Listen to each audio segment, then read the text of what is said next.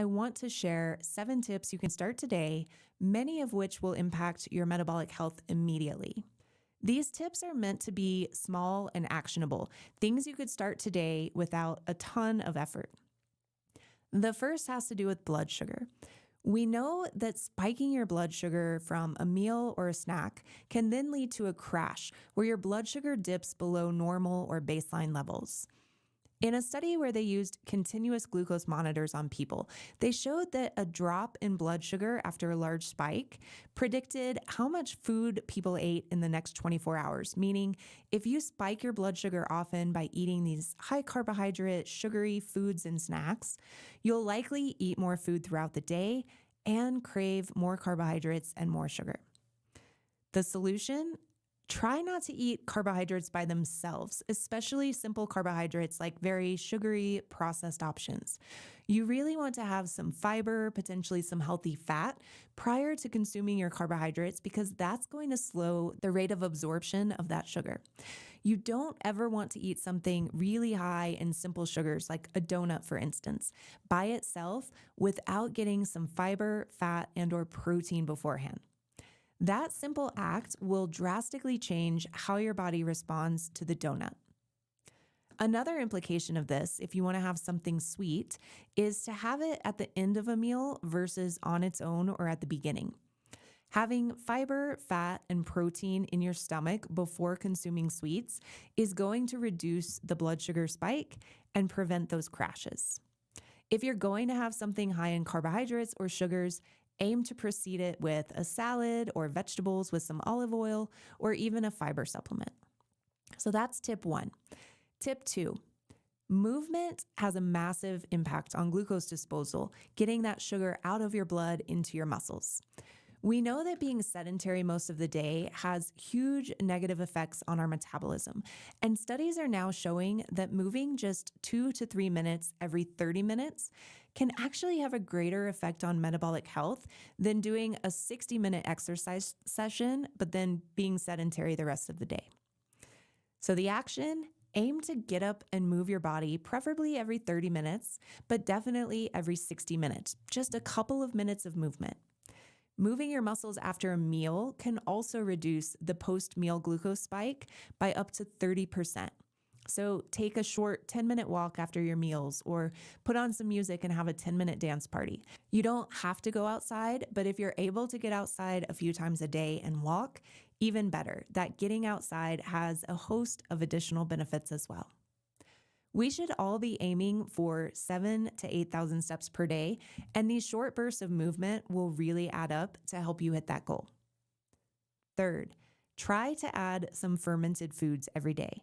These are things like sauerkraut, kimchi, natto, miso, and no sugar added Greek yogurt. You can start with just 1 serving a day and work your way up to 2 or 3 servings per day.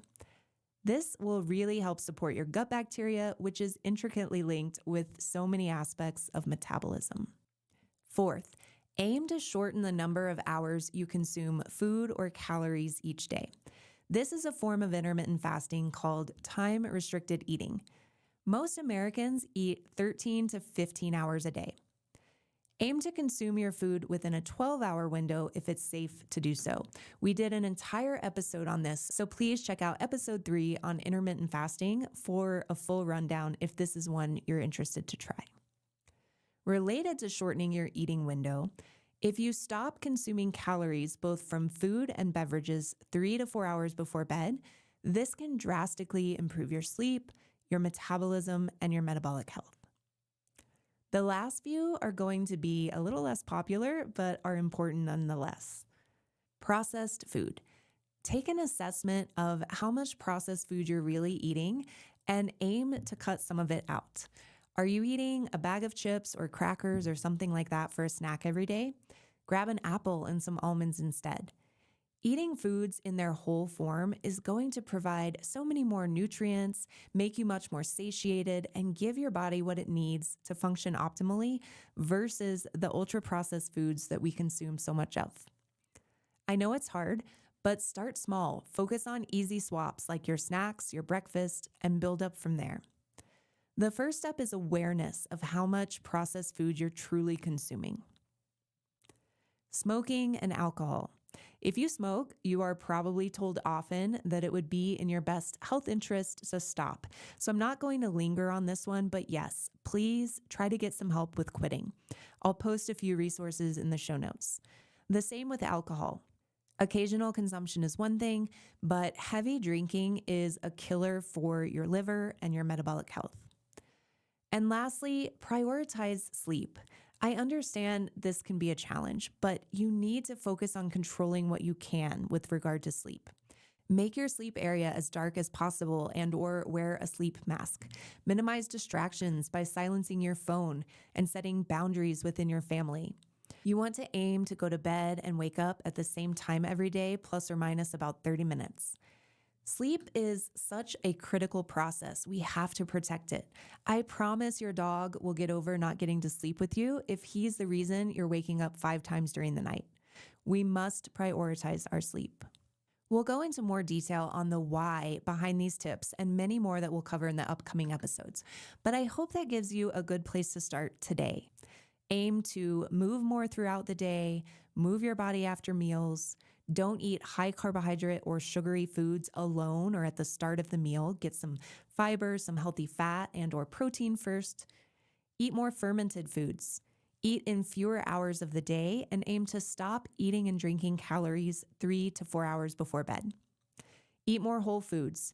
Control alcohol consumption and reduce or stop smoking, and prioritize your sleep.